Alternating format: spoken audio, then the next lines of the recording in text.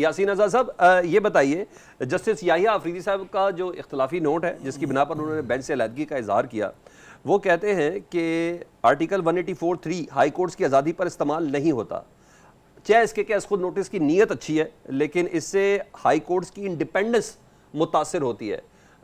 सही इस्तेमाल है उनका, आप ये समझते हैं? क्योंकि वो तो पूरा एक प्रोटोकॉल इस्लामाबाद हाई कोर्ट के 6 जजेस पूरा तय करते हुए, अकॉर्डिंग टू, और जितनी हमें चीज़ें पढ़ी भी और अतर मिनल्ला साहब के मुताबिक वो तमाम प्रोटोकॉल को फॉलो करते हुए आए, तमाम हुज्जतें तमाम करते हुए सुप्रीम कोर्ट तक पहुंचे। आपके सवाल के जवाब से पहले मैं एक बात कहना चाहता हूँ, वो ये कि जनरल परवेज़ मुशर्रफ का जब दौर था तो ऑनरेबल सुप्रीम कोर्ट ने अपनी प्रोसीडिंग को जारी रखा।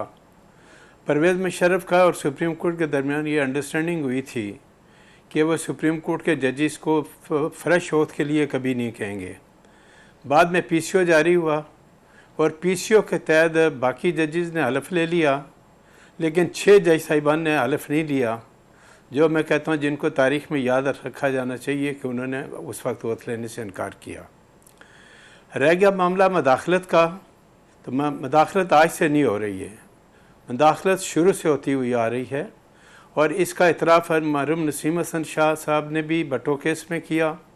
और उसके बाद जो कुछ शौकत सिद्दीकी साहब ने कहा वो किसी से ढका छुपा नहीं है, और शौकत सिद्दीकी साहब ने हिम्मत करके एक एहसास इदारे के हेड को बाकायदा इन्वॉल्व किया कि इसने आदमी ने मुझे मजबूर किया कि आप नवाज शरीफ और मरीम नवाज़ को जो है सज़ा दें। वो आपके सामने है, शौकत सिद्दीकी साहब के साथ जो कुछ हुआ वो आपके सामने है। बहरहाल ऑनरेबल सुप्रीम कोर्ट ने किसी हद तक उनको इंसाफ फराहम किया, एक अच्छी बात है। अब जब शौकत सिद्दीकी साहब का मामला हुआ तो क्या उस वक्त हमारे जज साहिबान ने उनका किसी ने साथ दिया? मेरे ख्याल में किसी ने भी साथ नहीं दिया। अब ये 6 जज साहिबान का जो ख़त का तल्लक है, बहैसियत वकील के मैं यकीन रखता हूँ कि हमारी अदलिया को मुकम्मल आज़ाद होना चाहिए, लेकिन याहिया अफरीदी साहब के इस स्टेटमेंट के बाद आप ख़ुद ये अंदाज़ा कर लें कि हमारे जज साहिबान के पास आइन के आर्टिकल 204 के तहत तोहीन अदालत की कार्रवाई करने का इख्तियार नहीं है। और अगर तोहीन अदालत की कार्रवाई करने का इख्तियार है और कोई आदमी आपके इंसाफ के मामले में रुकावट खड़ा करने के लिए आया, तो किसी एक जज ने भी क्यों हिम्मत नहीं की कि उसको तोहीन अदालत का नोटिस दे के वहीं बैठा लेते कोर्ट में, ताकि पता चल जाता कि असास इदारों के लोग आते हैं और ये मामला करते हैं। वहाँ तो हमने हिम्मत नहीं की। अब मेरा जो अपना नुक्ता नज़र है वो ये है कि 6 जज साहिबान ने जो ख़त लिखा, ज़ाहिर है कि उनके साथ कोई ना कोई वाक़या हुआ तब लिखा, लेकिन सवाल ये पैदा होता है कि वो अपने इन इल्ज़ामात को कैसे साबित करेंगे। साबित करना मुश्किल हो जाएगा। लेकिन मैं ये समझता हूँ कि जब ये सूरत सामने आई तो ऑनरेबल सुप्रीम कोर्ट ने अपने फुल कोर्ट मीटिंग बुलाई। फुल कोर्ट मीटिंग बुलाने के बाद कोई अलमिया जारी नहीं किया।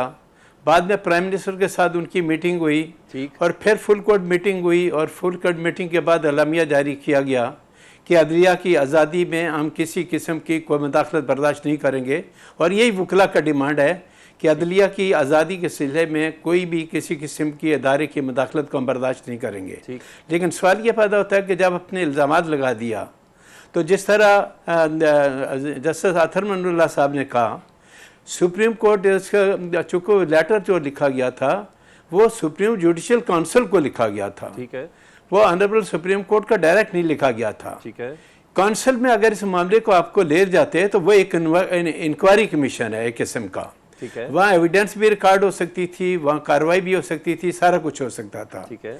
लेकिन ऑनरेबल चीफ जस्टिस की मर्जी से जब ट्रिब्यूनल बन गया, कमीशन बन गया और कमीशन के हेड को एक आदमी को कहा गया और उन्होंने वॉलंटियर होकर कहा कि मैं इसका को ईद के बाद कार्रवाई को स्टार्ट करूंगा, ठीक है। लेकिन बात सूरत हाल चेंज हुई और आपने 184 के तहत कार्रवाई की, ठीक है। आप जिस तरह पाशा साहब ने कहा, मेरा भी पॉइंट ऑफ व्यू ये है कि सुप्रीम कोर्ट ऑफ पाकिस्तान 184 में काग्निजेंस तो ले सकता है लेकिन इन्वेस्टिगेशन नहीं कर सकता, इंक्वायरी नहीं कर सकता। उसके लिए आपको किसी न किसी कमीशन का सहारा लेना पड़ेगा, वो सुप्रीम जुडिशल या तो जजेस का आपने सुप्रीम जुडिशल काउंसिल। मैं समझता हूँ वो प्रॉपर फोरम वही है, ठीक है, क्योंकि वहाँ एविडेंस भी रिकॉर्ड की जा सकती है और इन्वेस्टिगेशन भी ठीक की है, जा सकती यासीन है।